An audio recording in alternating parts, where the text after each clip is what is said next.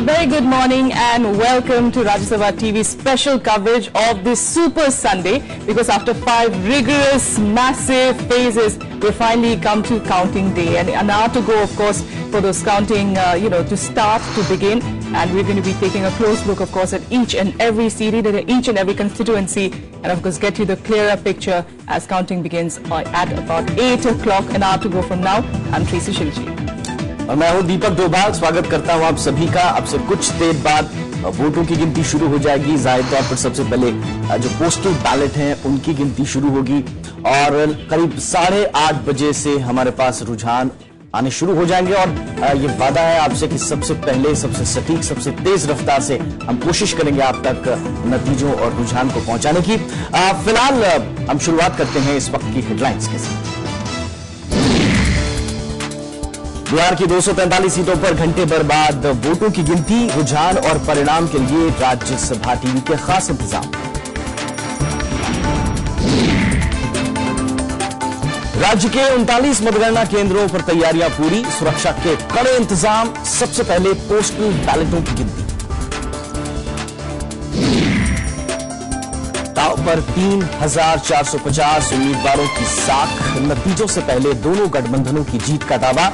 लालू प्रसाद यादव के दोनों बेटों और जीतन राम मांझी की किस्मत का फैसला आज।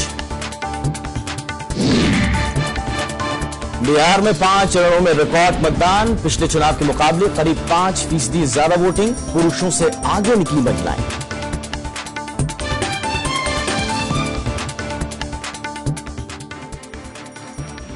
जी हां, और जैसा हम बता रहे हैं आपको, अब से थोड़ी देर बाद सुबह 8 बजे बिहार विधानसभा चुनाव के लिए मतगणना शुरू हो जाएगी। 5 चरणों में हुए मतदान की गहमा गहमी थमने के बाद आज बिहार के नतीजे सामने आने वाले हैं। पूरे देश की निगाहें बिहार के नतीजों पर टिकी हुई हैं और राज्यसभा टीवी आप तक पल पल की खबरें पहुंचाएगा। बिहार विधानसभा चुनाव की शानदार कवरेज के बाद अब राज्यसभा टीवी एक बार फिर आपको देगा पूरे दिन पल पल की खबर। हमारे संवाददाता बिहार के सभी मतगणना केंद्र में मौजूद होंगे और वहां से आपको पता चलेगा कि बिहार में कौन आगे चल रहा है और कौन पीछे, किस खेमे में उत्साह है और कौन निराश है। सुबह 7 बजे से राज्यसभा टीवी पर ये खास पेशकश जारी रहेगी। रविवार को पूरे दिन आप राज्यसभा टीवी पर देखेंगे सबसे सटीक नतीजे और मशहूर राजनीतिक विश्लेषकों का पैनल करेगा नतीजों का निष्पक्ष विश्लेषण। बीते कई चुनावों में राज्यसभा टीवी आप तक पल पल की खबरें और सटीक विश्लेषण पहुंचाता रहा है। बिहार के लिए भी खास इंतजाम किए गए हैं। राज्यसभा टीवी ने इसके लिए खास कॉल सेंटर बनाया है जो कि सीधे बिहार की हर सीट से जुड़ा होगा और हम उसके जरिए आपको दिखाएंगे सबसे तेज, सबसे सटीक और सबसे निष्पक्ष चुनावी रुझान। उत्तर प्रदेश से लेकर कर्नाटक तक और गुजरात से लेकर छत्तीसगढ़ तक हर चुनाव में सूचना, विश्लेषण और जमीनी पड़ताल को आप सब ने सराहा। अब बारी बिहार की है। सटीक जानकारी और शानदार चुनावी विश्लेषण के लिए रविवार सुबह 7 बजे से आप देखना ना भूलें Rajya Sabha TV. That's right, and we'll be having, of course, our correspondents tracking all those developments there in the center of the action in Patna. Of course, we've got our correspondents joining us this morning. Pranav Goswami joining us from there. We've also got Ravindra Sharan joining us from there, and we'll be going to them in a short while, of course, to get a sense of the mood of the people, at least before counting day. And of course, which of the camps actually had a restless night? That's an interesting thing we'll be looking at later. But in studio as well, we'll be joined with a host of guests, a lot of eminent people, of course, journalists as well as political analysts joining us here through the day. Of course, in this morning, we've got Mr. Jaishankar Gupta, who's the executive editor of Deshbandhu, joining us here. We also have Mr. Umakant Lakhera, who's a senior journalist, and we also have the editor of Outlook Hindi, Mr. Neelap Mishra as well. If I could come to you first, Mr. Gupta, like I was saying, which camp was probably the most restless, through the night? नहीं, जैसे दोनों ही camp restless हैं। खासतौर से जब से exit polls के नतीजे आए तो उसके बाद से तो बेचैनी बढ़ गई है, क्योंकि एक तरफ लग रहा था कि महागठबंधन जीत रहा है, लेकिन उसके बाद जब चाणक्य का आ गया, एग्जिट पोल आ गया और उसमें लगा कि नहीं साहब, निर्णायक बढ़त जो है राष्ट्रीय जनतांत्रिक गठबंधन के पक्ष में जा रही है, तो फिर दोनों ही पक्षों की नींद उड़ गई और दोनों अब आपके इस कार्यक्रम की फिर बेचैनी से इंतजार करने लग गए कि अब नतीजे क्या आते हैं, क्योंकि दोनों के स्टेक्स बहुत हाई हैं और कई जब आमतौर पे देखा जाए जितने जो एग्जिट पोल्स आए हैं, हालांकि हमारा उस पर कोई बहुत यकीन नहीं है, लेकिन उसके बावजूद जितने एग्जिट पोल्स आए हैं अधिकतर ने कांटे की टक्कर बताई है दोनों के बीच, दोनों महागठबंधनों के बीच कांटे की टक्कर बताई है। तो ऐसे में तो धुकधुकी बढ़ जाती है कि क्या होगा। इसलिए जाहिर सी बात है अब जब नतीजे सामने आएंगे तो उसके बाद फिर तय हो जाएगा कि बिहार किसका होगा, सरकार किसकी होगी। यस, एब्सोल्युटली दीपक। बिल्कुल सर, लेकिन आपने देखा कि जब एग्जिट पोल्स के जब नतीजे आए तो अगर दोनों को कंपेयर करें तो बीजेपी और एनडीए जो खेमा है वो थोड़ा सा शांत और इस बात पर ज्यादा फोकस करता हुआ दिखा कि नहीं 8 तारीख को आने दीजिए। बहुत ज्यादा दावा नहीं किया गया एग्जिट पोल पर, लेकिन महागठबंधन की तरफ से लगातार दावे हो रहे हैं। ये नहीं, ऐसा नहीं है। देखिए, भाजपा के राष्ट्रीय अध्यक्ष अमित शाह जी ने तो बहुत पहले से कहना शुरू कर दिया था 3/4 बहुमत से जीतेंगे, और एग्जिट पोल्स आए तो उसके बाद भी रविशंकर जी हैं या शाहनवाज हैं, ये सारे लोगों ने यही कहा कि साहब हम 2/3 बहुमत आ रहे हैं, 3/4 से अब 2/3 पे आ गए, 2/3 बहुमत से हम चुनाव जीत रहे हैं, इसमें कोई दो राय नहीं है। तो इसमें देखिए एग्जिट पोल्स का भी क्या है, हमको लगता है कि जो 6-7 एग्जिट पोल्स सामने आए हैं उसमें से 4-5 ने तो महागठबंधन को बढ़त दिखाई है। एक ही है जो चाणक्य जिसने कहा कि 155 सीटें मिलेगी भाजपा गठबंधन को, और दूसरा एक जो एनडीटीवी का जो आया उसमें भी निर्णायक रूप से बहुमत भाजपा गठबंधन के पक्ष में दिखाई दिया। लेकिन एक और भी हुआ था जो एक्सिस का था, हालांकि उसको जिस चैनल ने करवाया था उसने उसे दिखाने की हिम्मत भी नहीं जुटा पाई, वो 183 सीटें दे दिया उसने महागठबंधन को। तो इस तरह बहुत सारे आते हैं, एग्जिट पोल्स में तो आते ही रहते हैं। लेकिन अब असली बात होगी जी कि जब अब नतीजे गिनना, वोटों की गिनती शुरू हो जाएगी और उसके बाद जब रुझान बढ़ने लग जाएंगे फिर देखिएगा उसके समय भी लोगों की दावेदारियां घटती बढ़ती रहेंगी। मैं सर लखेड़ा सर आपके पास आऊंगा इस वक्त, क्योंकि अब तो 8 बजे के बाद तो लगभग तस्वीर साफ होना शुरू हो ही जाएगी। आपका आकलन इस वक्त क्या है? देखिए, दो चीजें हैं कि ये पहली बार इस चुनाव में दो चीजें साबित हुई हैं कि एक तो जो एग्जिट पोल होता था जिससे कंफ्यूजन दूर होता था आमतौर पर, क्योंकि 2 महीने की जो मशक्कत चल रही थी उस मशक्कत का पटापेक्स होता था कि एग्जिट पोल्स के रिजल्ट सामने आते थे और एक जो कोहरा होता था वो कोहरा छट जाता था। लेकिन पहली बार हो रहा है कि एग्जिट पोल आने के बाद और ज्यादा कंफ्यूजन फैला है। ये दो यूनिक इस इलेक्शन की खूबी है। दूसरा चुनाव ये है कि जो वोटर्स एग्जिट पोल में क्यों एग्जिट पोल हम कहेंगे नाकाम हुआ है मतदाता की नब्ज टटोलने में, उसका कारण है कि मतदाता बहुत ज्यादा तेज हो गया, चालाक हो गया, एग्जिट पोल करने वालों से ज्यादा चालाक हो गया है और उसको पता है कि मुझे बताना नहीं है सच बात क्या है। मैं ये जब पर्सनली मेरा जो एक्सपीरियंस है देश भर में चुनाव कवर करने का, कि जो वोटर होता है, जो समझदार वोटर होता है, अब लोग बताते नहीं है कि उन्होंने किसको वोट दिया। और एग्जिट पोल का ये होता है कि आप वोट देकर के बाहर आ रहे हैं, आपको पूछा जाता है कि आपने किसको वोट दिया। मुझे नहीं लगता कि 90% वोटर बिहार में इतना, जिस तरह का बिहार में इलेक्शन था, जिस तरह की चीजें सामने आ रही थी, उससे लोग बिल्कुल साइलेंट थे, चुपचाप थे, कोई कुछ बता नहीं रहा था। और जो पॉलिटिकल पार्टीज के तमाम उन्होंने एजेंसियां फैला रखी थी जो फीडबैक देने वाली, वो खुद कंफ्यूज थे।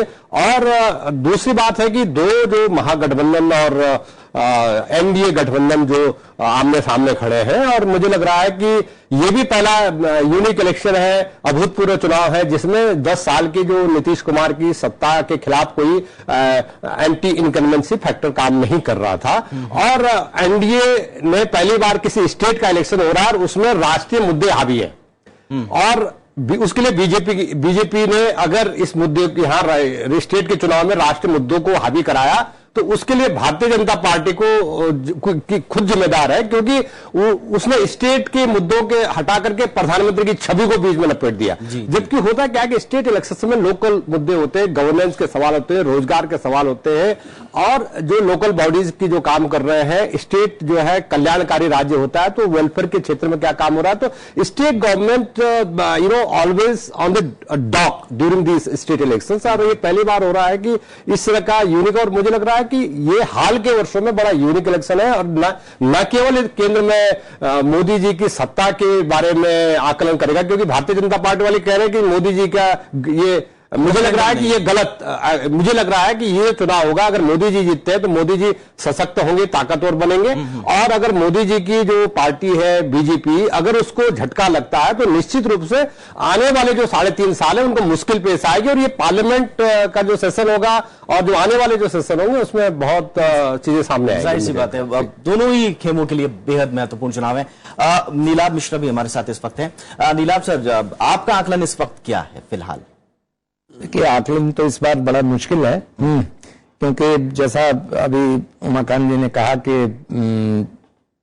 मतदाता चुप था, इन फिर भी जमीनी रिपोर्ट आ रही थी, और जमीनी रिपोर्ट के हिसाब से जिसको कहते हैं इतनी डायनेमिक स्थिति थी कि प्रति पल बदलता हुआ सा महसूस हो रहा था कुछ, और चुनाव के हर चरण के बाद स्थितियां बदल जाती थीं, मुद्दे कुछ दूसरे तरीके से उछाले जाते थे, कुछ दूसरे, तो लग रहा था कि यह एक चुनाव रहा होगा, लेकिन एक चुनाव से ज्यादा यह चरणबद्ध अलग अलग चरणों का चुनाव ज्यादा बन पड़ा था, और उसके एग्रीगेट के तौर पे, टोटल के तौर पे ये सामने आएगा। All right, absolutely. Clearer picture is what we are waiting for, and in fact, we are going to go to our correspondent Ravinder Sharan. If I could come to you, give us a sense of, what's the mood like there, Ravinder? Have you been speaking to people early this morning? Are they excited?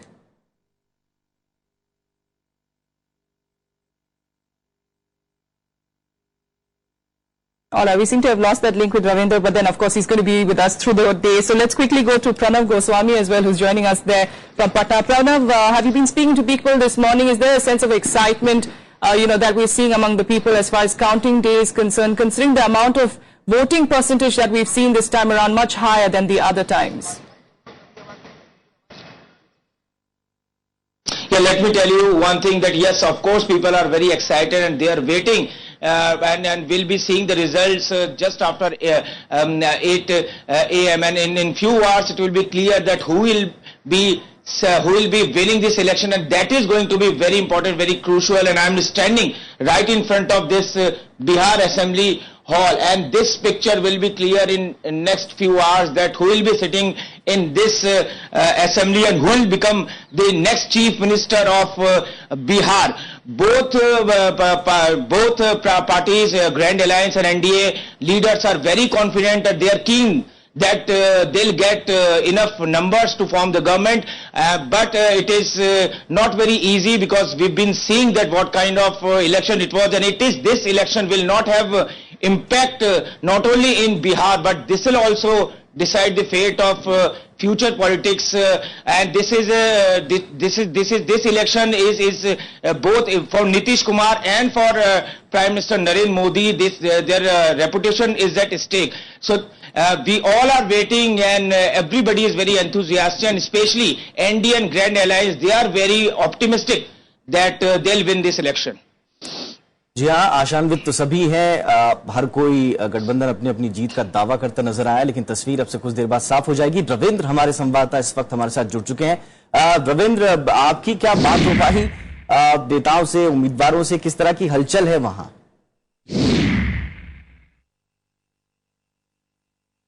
देखिए, हम लोग counting centre के बाहर खड़े हैं, तमाम जो प्रत्याशी हैं वो अपने अपने समर्थकों और एजेंट्स के साथ जो है आना शुरू हो गए हैं, और सबसे पहले जो है जिससे भी हम लोगों ने बात की है तो उसने अपनी अपनी जीत का दावा ठोक दिया है दिन की शुरुआत होते ही।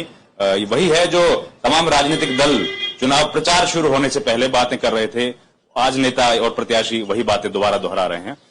काउंटिंग सेंटर के बाहर पुख्ता इंतजाम यहां पर किए गए हैं। दीपक, हम लोग पटना के एएन कॉलेज के बाहर खड़े हैं, जिसमें सभी जिले की तमाम विधानसभा सीटों की काउंटिंग होने जा रही है। सुरक्षा के पुख्ता इंतजाम किए गए हैं, जो स्ट्रांग रूम बनाया गया है उसमें सीआईएसएफ लगातार गार्ड कर रहा है उसको, उसके बाहर जो है अर्धसैनिक बलों को लगाया गया है, और जो बिहार पुलिस है वो तमाम गाड़ियों की चेकिंग और पेट्रोलिंग की जिम्मेदारी उसको दी गई है। इसके अलावा जिस तरह का मूड है यहां पर, लोग एग्रेसिव कैंपेन जिस तरह से एग्रेसिव और एक्सटेंसिव कैंपेन तमाम राजनीतिक दलों की तरफ से देखा गया, उसके बाद जो मतदाताओं की खामोशी थी और फिर जो एग्जिट पोल का बड़बोलापन देखा, चारों तरफ से अलग अलग तरह के एग्जिट पोल्स आए, उससे जो है नेताओं के साथ साथ मतदाता भी बहुत ज्यादा कंफ्यूज है।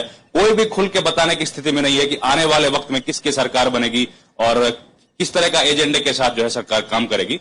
ये सब बातें जो है यहाँ फिलहाल हो रही हैं। नेता जो है अपने अपने जीत के दावों के साथ साथ सबने अपने अपनी खुशियां सेलिब्रेट करने के लिए तैयारियां घरों में कर ली है।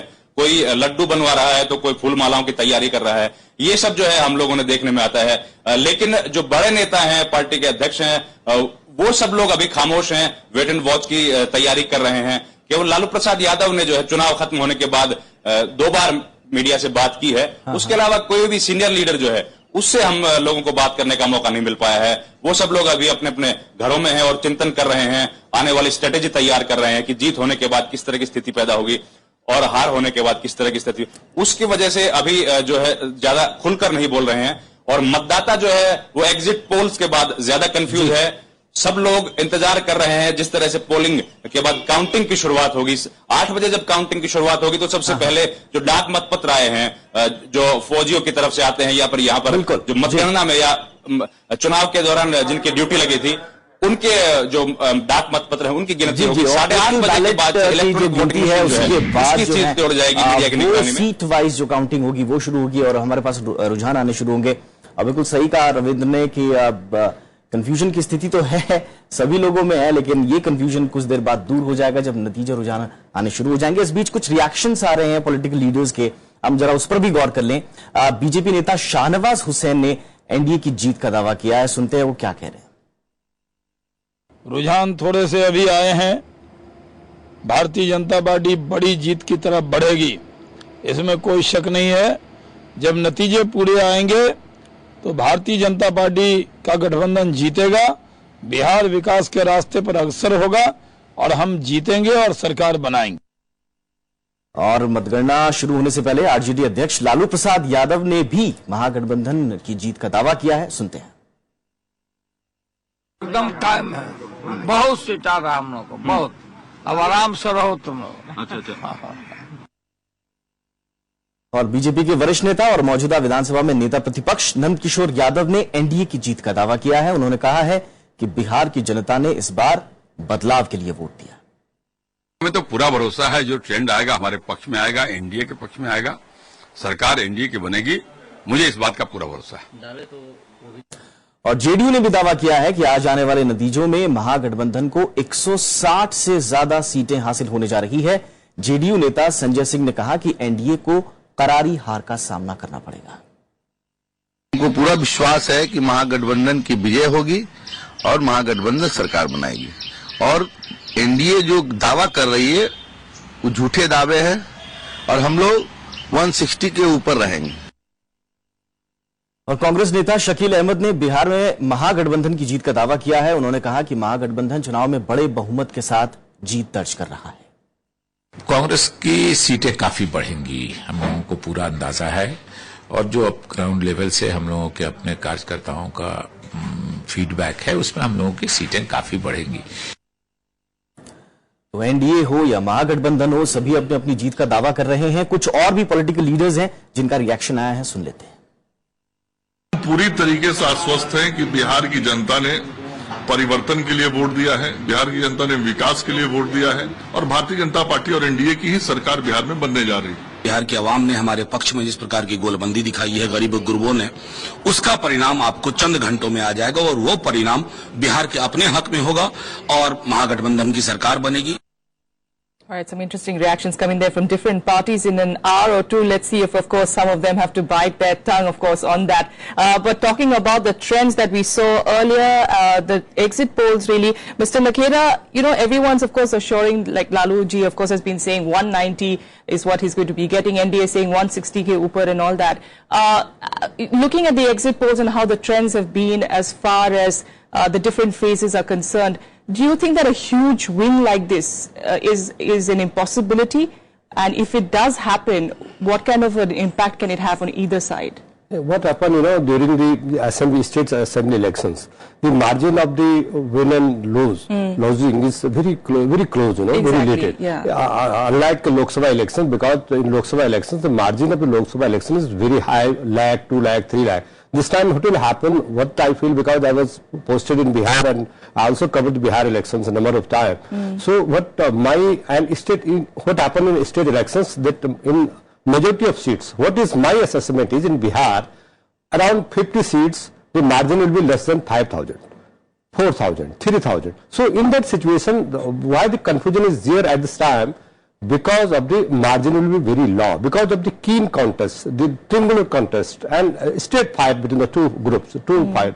And there is other factors also, because there are, apart from the Mahagathbandhan and apart from the NDA, there are smaller groups, strong candidates of the JDU who migrated from JDU to the other party. They also got the tickets of last times, and this Pappu Yadav's party, Jan Adhikar party, and the other groups, they also gave tickets to the several migratory birds from other party during the on the eve of the election. So I think this in various parts of the states, the smaller groups will get substantial votes, and that is the cause of the worry of the major parties, because of the cut into their own votes. So that is the one worry of this election. The second thing is, of course, because what I feel is it will have an impact on the national government level, because national level, and this NDA is ruling at the national level. So naturally it will have an impact.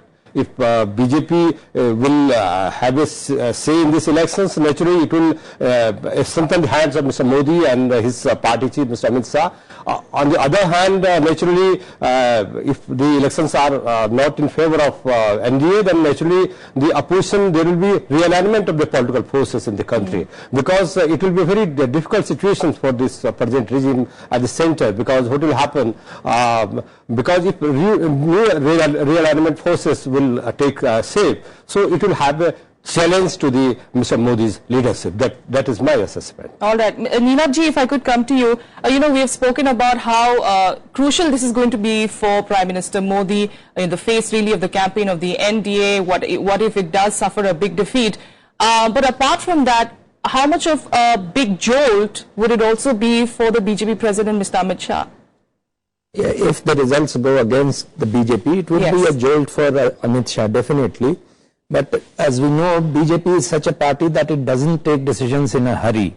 So they won't like to see Amit Shah go immediately. What it will mean is that negotiation and restructuring of power relations within the BJP will begin.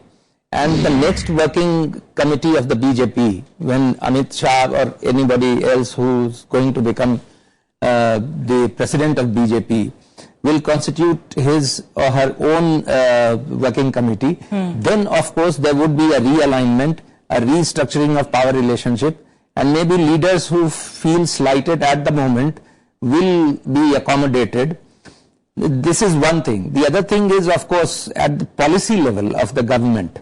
And there is an indication which we got from PM Modi himself when he said reforms were a marathon, they were not a 100-meter race.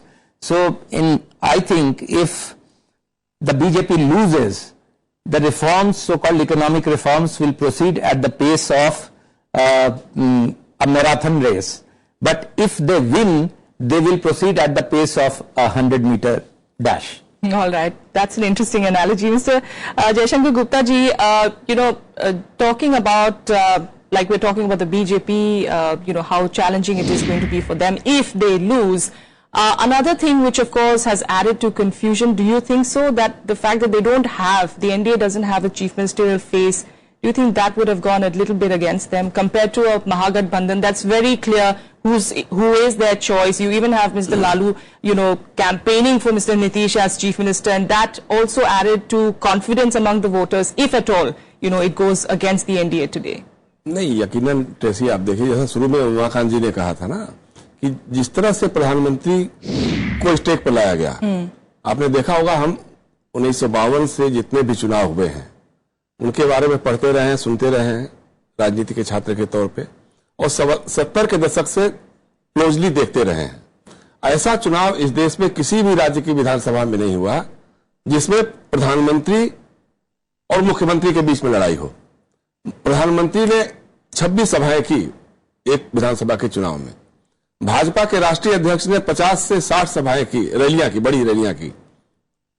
आधी भारत सरकार बिहार में डेरा डाले हुए थी।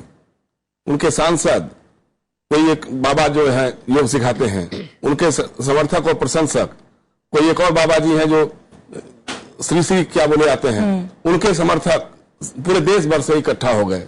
राष्ट्रीय स्वयंसेवक संघ के प्रचारक स्वयंसेवक बिहार के विभिन्न इलाकों में डेरा डाले जमे रहे। तो पूरा एक इतना बड़ा स्टेक ला दिया गया। अब उसको देखते हुए अगर मान लीजिए खुदा न खास्ता, अब तो चूंकि सामने आएगा इसलिए उसके बारे में नहीं कहना चाहिए, अगर ये चुनाव भाजपा के गठबंधन हार जाता है तो यकीनन दो बातें होगी। एक तो अमित शाह जी के नेतृत्व पर सवालिया निशान उठेगा, क्योंकि वो सबसे बड़े रणनीतिकार कहे जाते हैं भाजपा के, और अभी तक लोकसभा के चुनाव से लेकर के उत्तर प्रदेश में जितना बढ़िया उन्होंने रिजल्ट दिया, या हाल के और विधानसभाओं में के चुनाव में उनका जो रिजल्ट रहा है, उसको देखते हुए बहुत अच्छे रणनीतिकार के रूप में है उभरे हैं वो। तो अगर ये चुनाव हार जाता है भाजपा का गठबंधन, तो जाहिर सी बात है उंगलियां उठेगी उनके ऊपर। हालांकि जो भाजपा के पूर्व राष्ट्रीय अध्यक्ष और अभी हमारे गृह मंत्री हैं राजनाथ सिंह जी, उन्होंने बीच चुनाव मैदान में जब चुनाव हो रहा था उस समय उन्होंने कहा कि अगर भाजपा चुनाव हार भी जाती है तो अमित शाह जी ही अध्यक्ष बने रहेंगे। दूसरी बात एक और हुई जो अमित शाह जी ने खुद कही, और अरुण जेटली जी ने जो हमारे देश के वित्त मंत्री हैं उन्होंने भी कही कि ये चुनाव प्रधानमंत्री और उनकी सरकार के ऊपर रेफरेंडम नहीं होगा। अब ये थोड़ी समझ से परे की बात है। पूरी भारत सरकार अगर बिहार में डटी हुई है, प्रधानमंत्री 26-26 रैलियां कर रहे हैं, और उसके बाद कहा जाए कि नहीं साहब स्टेक पे उनका नहीं है और रेफरेंडम नहीं माना जाएगा, तो थोड़ा लोगों में ये होगा। अगर भाजपा किसी को अपना मुख्यमंत्री का उम्मीदवार पेश करती तो मुझे लगता है कि शायद चुनावी परिदृश्य कुछ और होता, क्योंकि लोगों को ये बात लग रही थी बार बार कि भाई अगर चुनाव भाजपा गठबंधन जीत भी जाएगा तो नरेंद्र मोदी जी तो मुख्यमंत्री नहीं बनेंगे, तो मुख्यमंत्री कौन बनेगा? तो अब सब लोग समझते थे कि हमारा आदमी बनेगा कि नहीं बनेगा। अगर उसमें कुछ संशय पैदा हो गए, संदेह पैदा होने लगे, बीच में र्यूमर हो गई कि साहब एक खट्टर पैदा हो जाएंगे, वहां पर भी बिहार में भी एक खट्टर होंगे। अब जब खट्टर हो गए तो फिर उनकी जाति के जो विरोधी लोग थे वो उनके खिलाफ फिर सक्रिय हो गए। तो इस तरह का एक माहौल बना, उसमें माहौल बना। लेकिन ये माहौल बनाने के लिए बीजेपी हो या महागठबंधन हो, सभी ने मेहनत बहुत की है, और विजुअल्स भी हम इस वक्त दिखा रहे हैं कि बीजेपी कार्यकर्ताओं का इस वक्त का विजुअल है जब वो हवन कर रहे थे अपनी जीत का। तो अपनी मेहनत के बलबूते और थोड़ा बहुत भगवान को रिझाने की भी कोशिश की गई, यानी कि ऐसा कोई कोशिश नहीं छोड़ी गठबंधनों ने। मंत्र और ज्योतिष भी आ गया सामने। जी जी जी, और बहुत सारी ऐसी चीजें हैं जिसके लिए ये चुनाव याद किया जाएगा। बहुत सारे इंटरेस्टिंग फैक्ट्स हैं और इस तरह की तस्वीरें भी हैं, और जाहिर तौर पर क्यों ना हो, क्योंकि ये 5 साल में एक बार आने वाला पल है, नेताओं के लिए बहुत महत्वपूर्ण होता है। और जाहिर तौर पर दोनों ही जो गठबंधन है, किसी को भी कम करके आंका नहीं जा सकता। हर पॉलिटिकल पार्टी के लिए और हर बड़े लीडर के लिए एक तरह से हर चीज दांव पर है, पॉलिटिकल स्टेक पर, बहुत सारी चीजें स्टेक पर हैं। इस वक्त हम एक छोटे से ब्रेक के लिए रुकेंगे, और ब्रेक के बाद भी यह खास पेशकश हमारी जारी रहेगी। आप बने रहिए राज्यसभा टीवी के साथ।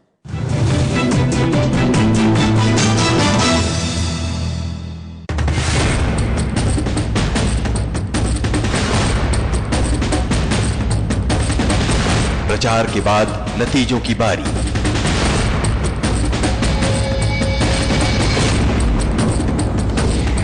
हमारी भी है पूरी तैयारी। गठबंधन ने जीबी पर निशाना मरवा माओइस्ट वायलेंस वर्कर्स थे और जो विकास को लेकर पार्टी एनडीए के लोग बिहार में कर रहे हैं। आगाज से अंजाम तक हर बूथ से ऐलान तक, एक एक परिणाम तक देखिए राज्यसभा टीवी का खास प्रसारण आज दिन भर लगातार लाइव सिर्फ राज्यसभा टीवी पर।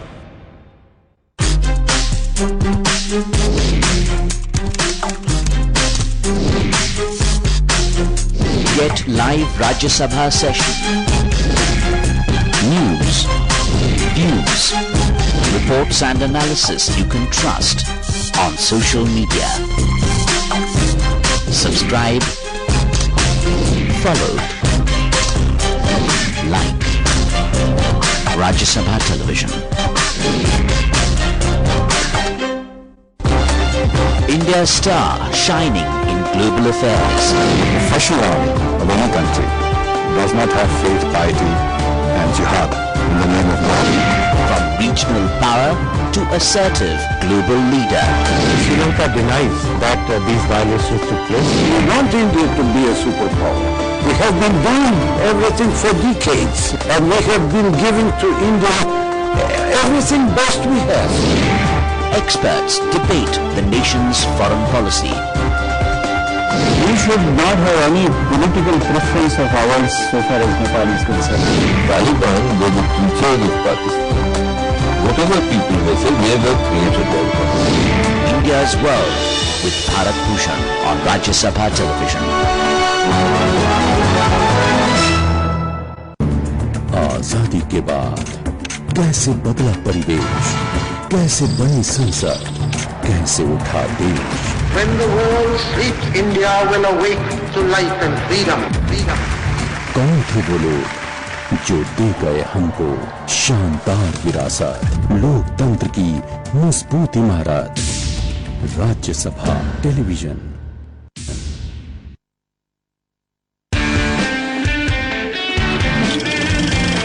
Hello and a warm welcome to It's My Life, the program that brings you face to face with country's top politicians.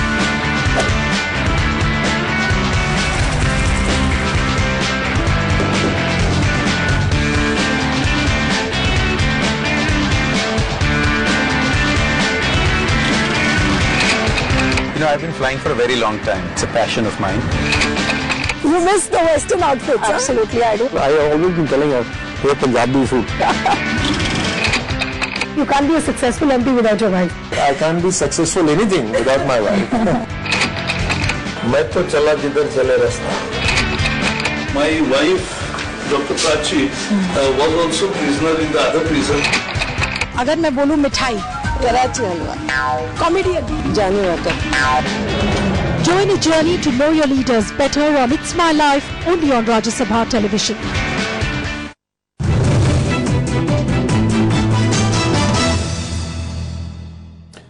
तो स्वागत है आप सबका हमारे खास कवरेज में। मैं हूं कवीन और मेरे साथ मेरी सहयोगी ट्रेसी हैं और दिन भर आज बातचीत होगी बिहार में आने वाले चुनाव नतीजों की और साथ ही साथ समझने की कोशिश करेंगे अपने खास मेहमानों के साथ कि जो चुनाव नतीजे हैं वो क्या इशारा कर रहे हैं और उसके पीछे का जो राजनीतिक गणित है वो क्या है और इसका असर कहां पर और किस तरह और किस पर कितना होगा। हमारे साथ खास मेहमान लगातार बने हुए हैं, लेकिन इस बीच जो तमाम डेवलपमेंट्स हैं उनके बारे में हम आपको बताते चले। जेडीयू के प्रदेश अध्यक्ष वशिष्ठ नारायण सिंह का दावा है कि महिलाओं ने महागठबंधन के पक्ष में मतदान किया और इसीलिए जीत महागठबंधन की ही होगी।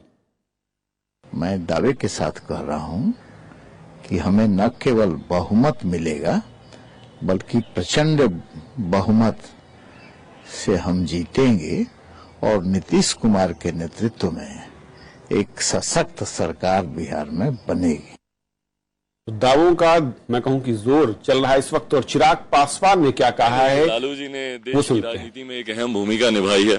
देश और प्रदेश की राजनीति में सही गलत डिबेटेबल हो सकता है, मैं उनकी तमाम नीतियों से मैं सहमत नहीं हूं, पर उनकी एक अहम भूमिका रही है। व्यक्तिगत उन पर कोई टिप्पणी नहीं। शुभ प्रभात उन्होंने प्रदेश भर को बोला, देश भर को बोला, मेरी तरफ से भी गुड मॉर्निंग उन्हें। एक आखिरी प्रश्न लूंगा, एनडीए में सीएम कौन होगा?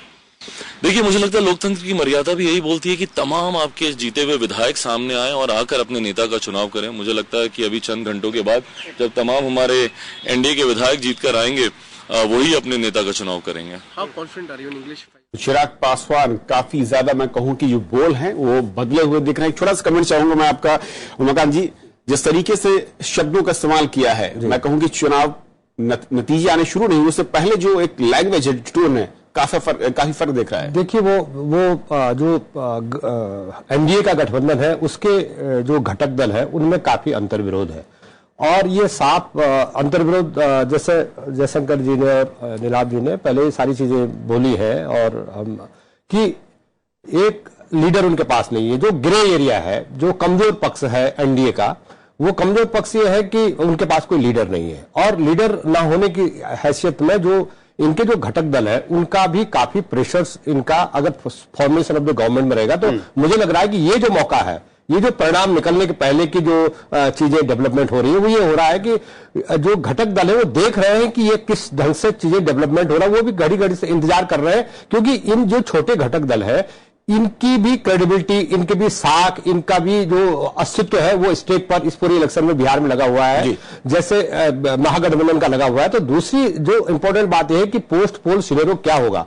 पोस्ट पोल सिनेरियो नेचुरली अगर बिहार में एनडीए की सरकार के चांस बनते हैं तो ये जो घटक दल है ये भी निश्चित रूप से अपनी फ्यूचर की पॉलिटिक्स देखेंगे, क्योंकि इनको भी अपनी नई शेप जैसे महागठबंधन के 3 प्रमुख जो एनडीए के साथ है उसमें रामविलास जी की पार्टी है, उसमें मांझी साहब की पार्टी है, उसमें कुशवाहा जी की पार्टी है। तो ये जो ग्रुप्स है, ये ग्रुप्स निश्चित रूप से ये अपना भी एग्जिस्टेंस इनको चाहिए, क्योंकि एक राष्ट्रीय पार्टी के साथ अगर स्टेट में आप खेल में शामिल रहते हैं तो उनको हर समय अपना डर सताता रहता है, क्योंकि ये राष्ट्रीय पार्टियां उनको निगल जाती है। ये बड़ा डर उनके होता है। तो मुझे लग रहा है कि ये जो डर है, ये जो प्रेशर्स है, ये एक मनोवैज्ञानिक प्रेशर्स है, ये जो छोटी पार्टियां जूझ रही है। और पासवान जी के पुत्र जो चिराग जी हैं उनके व्यक्तित्व से ये बातें झलक रही है कि हमारे विधायक नए नेता का चुनाव करेंगे। मुझे लग रहा है कि नए नेता का चुनाव बिहार में नहीं होना है, उनको भी पता है वो यहां दिल्ली से बनेगा। जो अभी बोला गया रामविलास पासवान के बारे में कहा भी जाता है कि बहुत अच्छा वो भांपते हैं भविष्य को और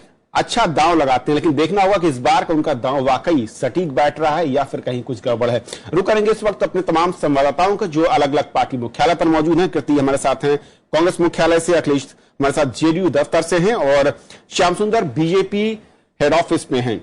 असल में पार्टी जो कार्यालय हैं वो सुबह की जो वहां की तस्वीरें हैं या सुबह की जो मैं कहूं हलचल है वो कुछ इशारा भी करना शुरू कर देते हैं कि उनका असेसमेंट क्या है। सबसे पहले श्याम आपसे, बीजेपी मुख्यालय क्या कुछ इस वक्त संकेत देता दिख रहा है, वहां की गहमागहमी, वहां की हलचल या फिर नेताओं की मौजूदगी? देखिए, जहां तक हलचल का सवाल है, भारतीय जनता पार्टी के हेडक्वार्टर में पूरी तैयारियां की गई हैं। बाकायदा अलग अलग चैनल्स के लिए वो स्थान वो दिए गए हैं, बड़ी टीवी स्क्रीन्स लगाई गई हैं। लेकिन संकेत का जहां तक सवाल है, थोड़ा सा अभी जल्दी है, क्योंकि अभी मतगणना शुरू नहीं हुई है। बहुत कॉन्फिडेंट नजर आ रहे हैं, यहां पर कुछ स्पोक्स पर्सन जरूर पहुंचना शुरू हो गए, वो काफी कॉन्फिडेंट नजर आ रहे हैं। लेकिन ये कहें कि नर्वस नहीं है तो ये भी सही नहीं होगा, क्योंकि बहुत जबरदस्त प्रेशर है भारतीय जनता पार्टी के ऊपर। प्रधानमंत्री नरेंद्र मोदी ने इस चुनाव प्रचार को लीड किया, उन्होंने 40 जनसभाएं बिहार में की और खुद पार्टी के अध्यक्ष अमित शाह बिहार में डेरा डाले रहे, उन्होंने खुद सुपरवाइज किया पूरे चुनाव प्रचार को।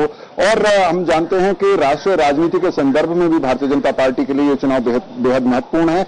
आत्मविश्वास जरूर भारतीय जनता पार्टी के स्पोक्स पर्सन में अभी नजर आ रहा है, लेकिन ये कहें कि वो दबाव महसूस नहीं कर रहे हैं, वो कहना भी शायद सही नहीं होगा।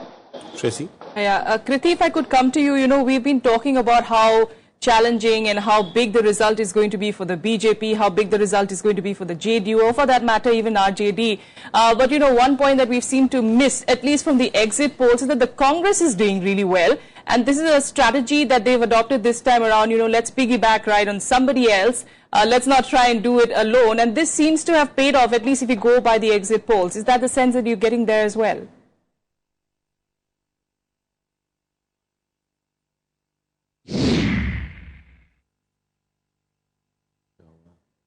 Can you hear me, Kriti?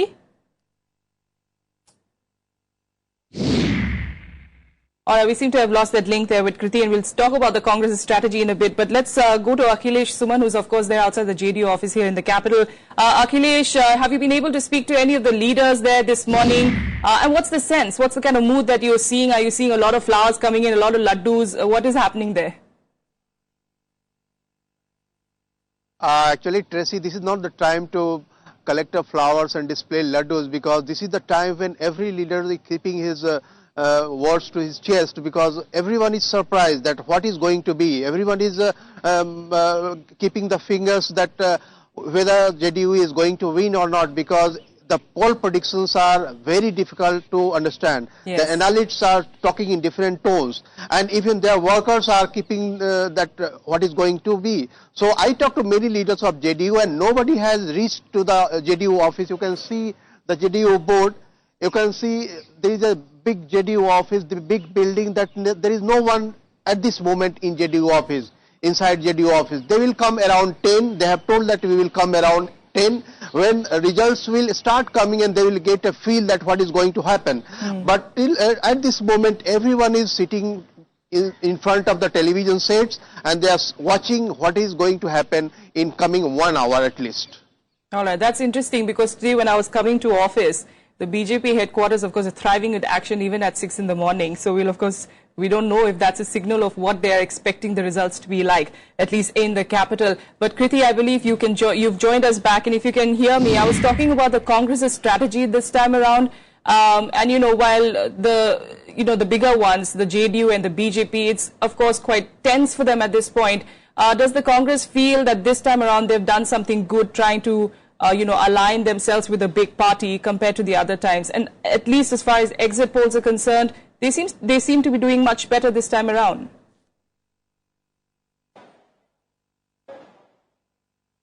Absolutely, Tracy. So the Congress became the junior partner in the alliance in front of the regional satraps. And of course, the Congress is extremely confident that Mahagathbandhan or the Grand Alliance would sweep the polls. It is extremely crucial for the Congress because it is the opportunity for the Congress to exert its presence and also arrest BJP's forward march.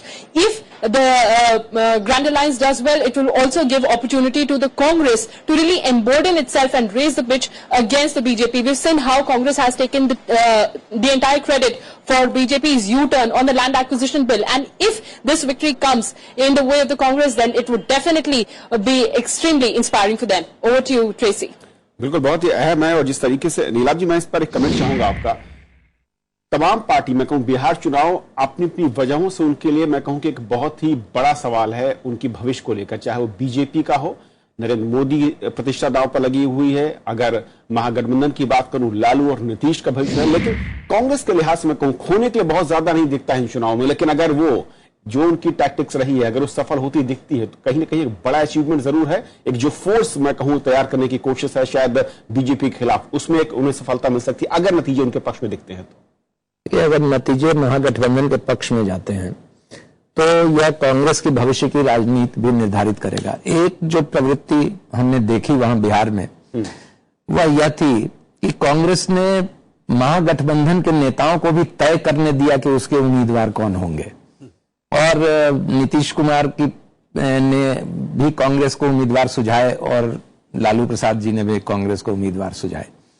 तो क्या यह आगे का स्वरूप कुछ ऐसी राजनीति का बनेगा जहां, और उस राजनीति का जो एक चीज तो साफ है कि अगर महागठबंधन की जीत होती है तो एक नए राष्ट्रीय मोर्चे की तरफ, याद कीजिए एनटी रामाराव के दिन जो कांग्रेस के खिलाफ बना था, तो एक नए राष्ट्रीय मोर्चे की तरफ कदम बढ़ेगा विपक्षी दलों का। उसमें क्षेत्रीय पार्टियों की बहुत अहम भूमिका होगी और मेरे ख्याल से जितना मैं नीतीश कुमार जी को जानता हूं उनकी भी बहुत अहम भूमिका होगी। लेकिन कांग्रेस की उसमें क्या भूमिका होगी यह तय करना होगा कांग्रेस को।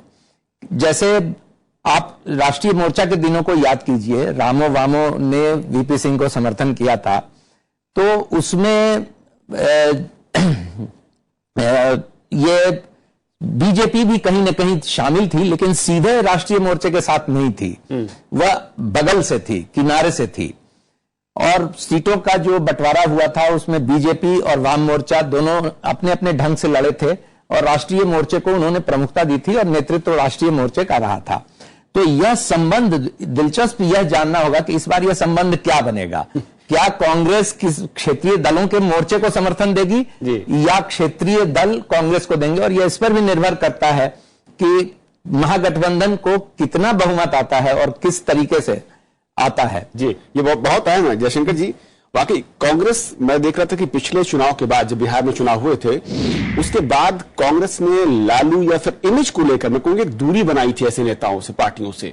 लेकिन इस बार जिस तरीके से मोर्चे में न सिर्फ शामिल हुई बल्कि एग्रेशन के साथ कैंपेन में भी शामिल हुई है, क्या आपको लगता है कि टैक्टिक्स जो बदली कांग्रेस ने वो वाकई उनके लिए इससे अच्छी रणनीति नहीं हो सकती थी या फिर कहीं कुछ थोड़ा सा रास्ता उन्होंने गलत चुना?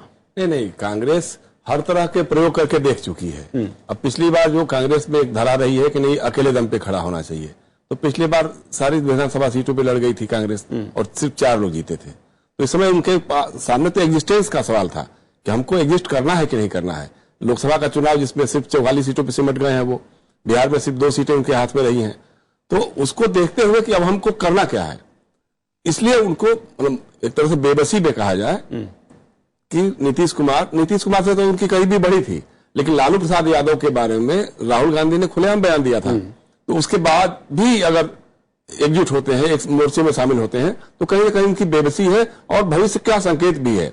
अब उसके बाद जो जैसा अभी नीलाभ कर रहे थे वो बहुत सही है, लेकिन उसके लिए देखना ये होगा कि अभी इसके बाद जो विधानसभाओं के चुनाव होंगे, अब इसके बाद आप देखिएगा असम में होगा, पश्चिम बंगाल में होगा, उत्तर प्रदेश में होगा, तमिलनाडु में होगा। इन विधानसभाओं के चुनाव में कांग्रेस कैसा करती है? अगर उसकी हालत वही सेकेंड या थर्ड फिडल पे ही रहती है तो जाहिर सी बात है कि जो लोकसभा का अगला चुनाव होगा उसमें कोई तीसरे मोर्चे का ही आदमी जो होगा वो नेतृत्व करेगा, क्योंकि जहां आपका बेस रहा है मध्य प्रदेश में है, राजस्थान में है, हरियाणा में है, वहां भी आप हार चुके हैं।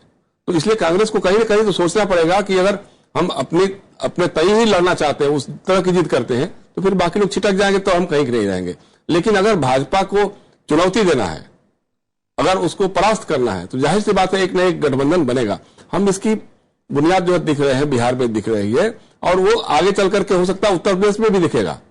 उत्तर प्रदेश विधानसभा का जो चुनाव होगा उसमें भी कहीं न कहीं एक फ्रंट बनेगा जिसमें कांग्रेस भी होगी, नीतीश कुमार भी होंगे और संभवतः मायावती भी हो सकती है। क्योंकि लोकसभा चुनाव से पहले तक उमाकांत जी, कांग्रेस का एजेंडा या फिर मैं कहूं कि जो पॉलिटिकल टैक्टिक्स हुआ करती थी वो ये होती थी कि किस तरीके से अपने आधार वोट को बढ़ाना है, अपने बेस वोट बैंक को बढ़ाना है।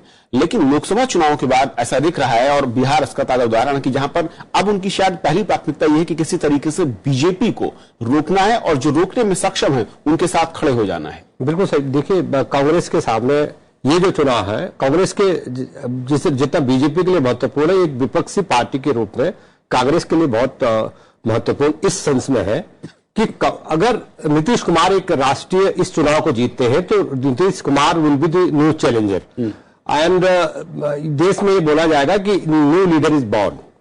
और उस जब न्यू लीडर इज बॉर्न का एक नया किस्सा, नया एफिलिएशन बाजार में आएगा या नया ध्रुवीकरण होगा, तो निश्चित रूप से कांग्रेस बैक सीट पर जाएगी, क्योंकि जो आने वाली जो राजनीति है वो कांग्रेस की लीडरशिप में नहीं होगी। क्योंकि जो मोदी को चैलेंज करना है या मोदी की लीडरशिप को चैलेंज करना है, वो नीतीश कुमार की लीडरशिप में नया ध्रुवीकरण देश में पैदा होने की संभावना है।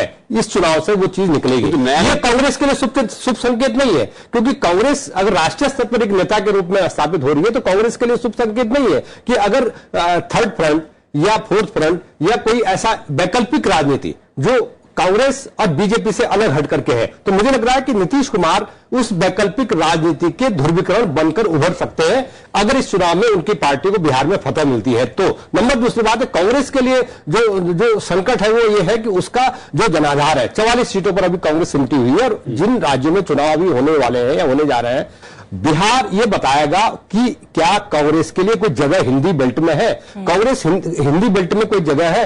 बिहार अगर 41 सीटें कांग्रेस को बिहार में मिली है लड़ने के लिए, और कांग्रेस अगर डबल डिजिट क्रॉस करती है तो मुझे लग रहा है कि हिंदी बेल्ट में जो उसका जनाधार था, अपर कास्ट ब्राह्मण्स मुस्लिम जो जनाधार था, उसमें वो दोबारा घुसपैठ करके या उनको दोबारा निकाल करके लाने की कोशिश करेगी। और राहुल गांधी की लीडरशिप के लिए ये चुनाव इसलिए महत्वपूर्ण है कि राहुल गांधी क्या इमीडिएट क्षेत्रीय नेताओं की लीडरशिप में को स्वीकार करेंगे या ऐसा प्रेशर होगा कि आप कांग्रेस पार्टी बैक सीट पे चले जाए, नीतीश कुमार दूसरे जो क्षेत्रीय नेता उभरेंगे उनकी लीडरशिप में आप यही जानना चाह रहे हैं कि न्यू लीडर बॉर्न जी, अगर न्यू लीडर बॉर्न होता है, नीतीश कुमार अगर चुनाव यहां पर जीतते हैं महागठबंधन, तो फिर कांग्रेस के लिए स्पेस कहां बचे? क्योंकि कांग्रेस के युवा नेता जो राहुल गांधी है उनके लिए फिर कितना मैदान बचेगा?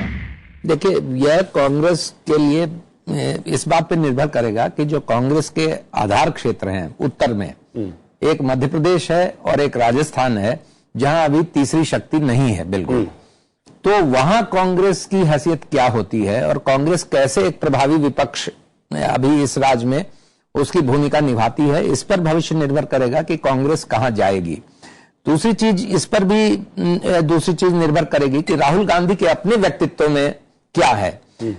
जैसे सोनिया गांधी ने एक मनमोहन सिंह तलाशा, तो अब राहुल गांधी के सामने यह विकल्प होगा कि वह मनमोहन सिंह वह पार्टी के बाहर तलाशते हैं या अपनी पार्टी के अंदर तलाशते हैं। अगर वो खुद बागडोर संभालने के लिए राजी नहीं हो, जैसा अभी तक जो ये लगता रहा है कि वो थोड़ा हिचक रहे हैं बागडोर संभालने में, जिसके कई कारण हो सकते हैं, और वो पार्टी अध्यक्ष की भूमिका ज्यादा प्रभावी ढंग से पहले निभाने की कोशिश करेंगे, लेकिन प्रधानमंत्री के रूप में क्या वो अपने आप को प्रोजेक्ट करना चाहेंगे, या कुछ दिनों का वो गैप देंगे। जैसे याद कीजिए कि कांग्रेस ने समय समय पर कुछ दिनों का गैप दिया है।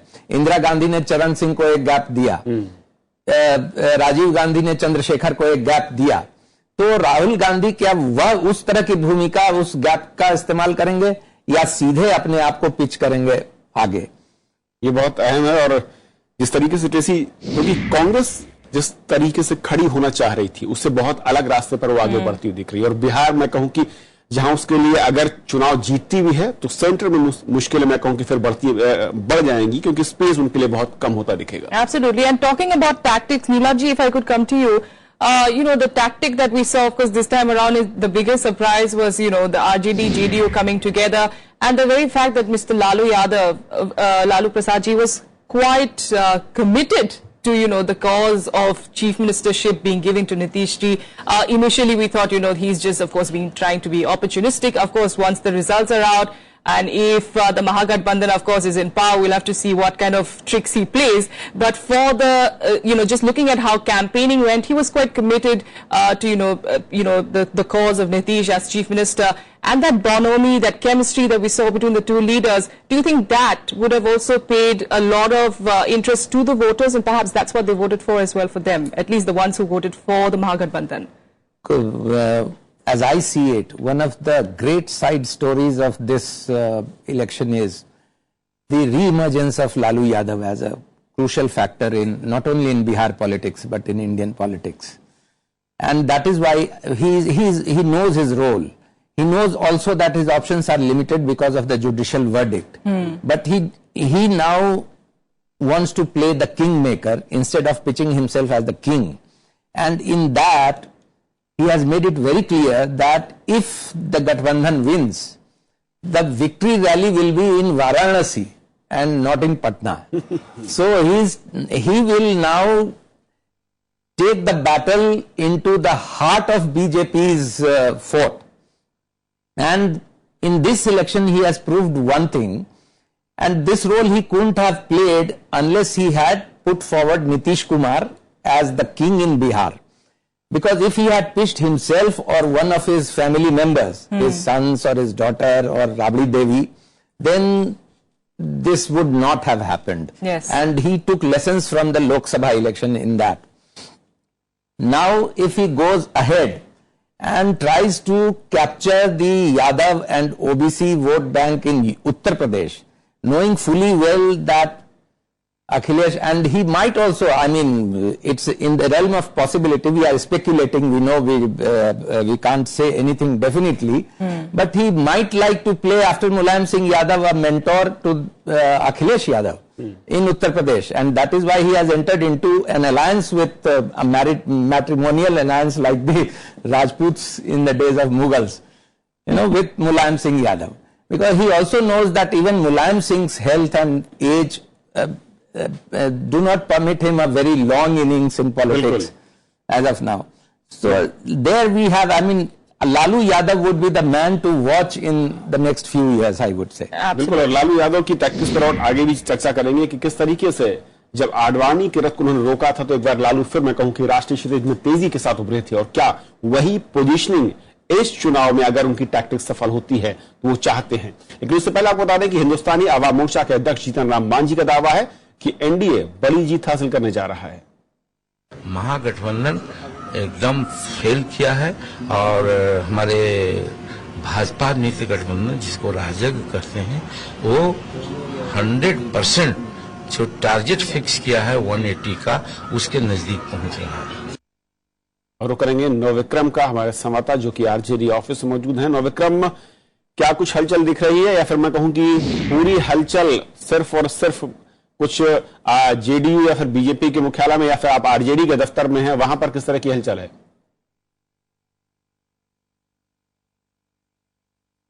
जी कविंद्र, अभी फिलहाल मैं बताऊं, फिलहाल किसी तरीके की हलचल नहीं है। हालांकि कल मैं यहां पर आया था आरजेडी के ऑफिस में, यहां काफी लोग जो दिल्ली के लोग हैं वो इकट्ठा हुए हैं और काफी लोग आते जा रहे हैं। सुबह का वक्त है अभी और दिल्ली में वैसे भी सर्द मौसम है, तो अभी फिलहाल यहां पर भीड़ नहीं है, लेकिन हाँ लोगों का आना जाना यहां पर लगातार चल रहा है आरजेडी के ऑफिस में और लोगों को इंतजार है कि कब सीटों का अनाउंस होंगी, फिर उसके बाद उन्हें पता चले कि कौन किस सीट से जीत रहा है। दिल्ली में जो काफी एक बड़ा बेस है बिहार से आए हुए वोटरों का, वो यहां पर जरूर आ रहे हैं जो आरजेडी के समर्थक हैं। जी कविंद्र। विक्रम, शुक्रिया आपका। और साफ है कि आरजेडी और जेडीयू जैसे दल जिनका मैं कहूं कि हेड ऑफिस जरूर दिल्ली में, लेकिन इस वक्त जो सबसे ज्यादा निगाह है वो पटना में है, क्योंकि पूरा का पूरा मैं कहूं कि राजनीतिक कुनबा इस वक्त वहां पर जमा हुआ है। और दिल्ली में शायद दोपहर के बाद जब कुछ रिजल्ट आने शुरू होंगे उनके पक्ष में होते हैं, तब भी शायद अगले कुछ दिनों तक वो हेड ऑफिस शायद पटना ही रहने वाला है। Absolutely. With that, of course, we'll take a quick break here on this special coverage, of course, of Bihar Counting Day here on Rajya Sabha TV. I'd like to thank our guests, of course, in studio for joining us for this hour. We'll be joined with many more guests through the day. Of course, stay with us. We'll be back after a quick break. Do stay with us.